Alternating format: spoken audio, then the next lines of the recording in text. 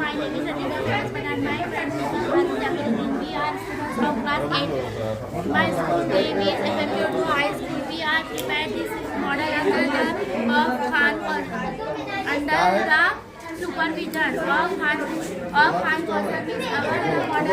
Our model name is motorcycle.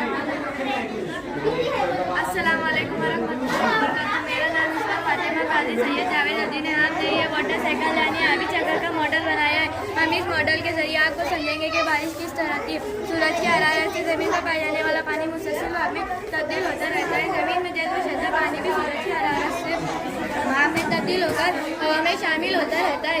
भाप हवा से हल्की होती है, इसलिए वो पूरे हवा में फुलंदी बजाते हैं उसकी तब्दील होती है और पानी के बारिश